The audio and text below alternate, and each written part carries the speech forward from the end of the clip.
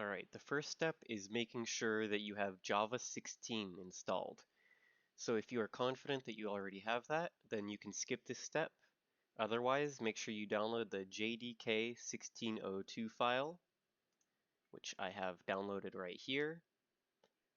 Go ahead and double click that. It's going to ask for administrator permission, and go ahead and click yes.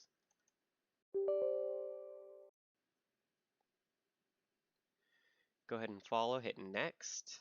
If you'd like to install it to a custom folder, you can change that here. I'm just going to let it install to the default folder in program files. Hit next.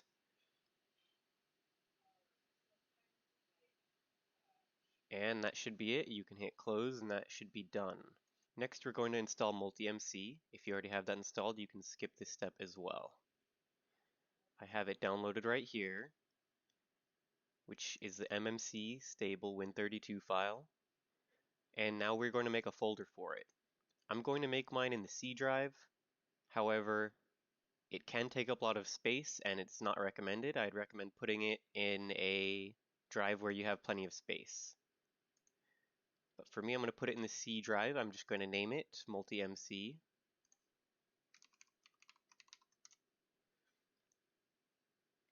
I'm going to open this, and then I'm also going to open second folder so that I can see my downloads.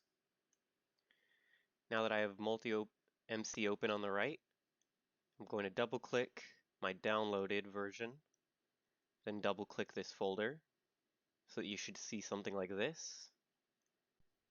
I'm going to highlight everything in this folder, make sure it's all highlighted, drag it over, copy it into the MultiMC file that you created. Once you've dragged over everything into your MultiMC file, if you scroll down, you should find the multimc.exe, and I recommend making a shortcut for that on your desktop.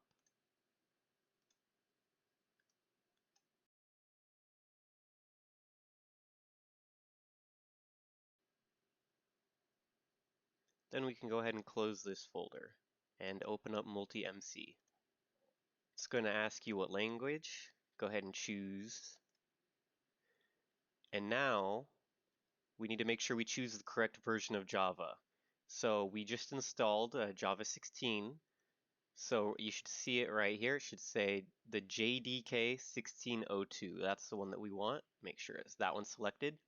Once we've selected our version of Java, then we're going to decide the amount of memory we're going to give to Minecraft when we run it. Since this is a modded server, I'd recommend giving 4 to 6 as long as you have 8 gigabytes of RAM or more. And we do that by just setting this bottom one to 6,000, which is 6 gigabytes, and on the top one to 4,000, which is 4 gigabytes. You can put more or less depending on your computer specs. However, I find this to run the smoothest. We can hit next. If you would not like to send analytics, this is for crash information, then you can disable it. I'm just going to leave it on and hit finish.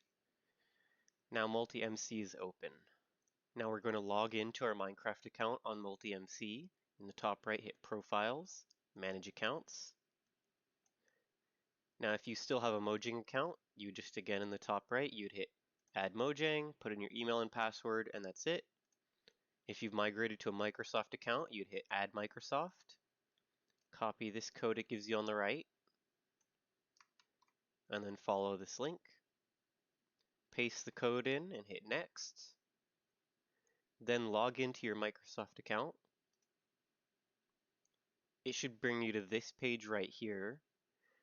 Go ahead and hit Yes. Now it says All Done, and we can see that we're logged in right here. You can hit Close, and now I can see my name along with my skin right there. Now we know it worked. Now we're going to add a new instance in the top left.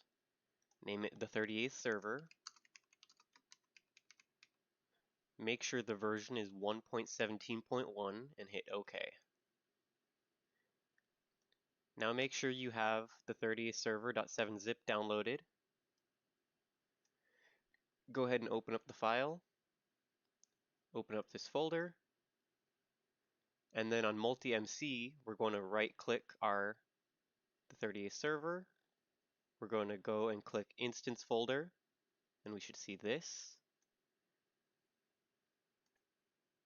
We're going to highlight all three of these files and drag them over here. Going to replace any files it asks us to.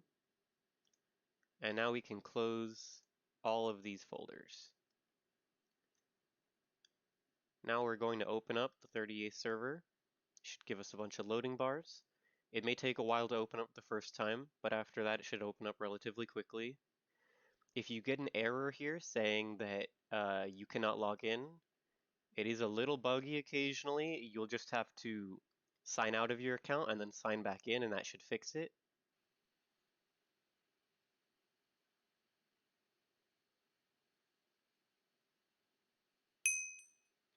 And that's it. You can just go to multiplayer and the server is already here at the top.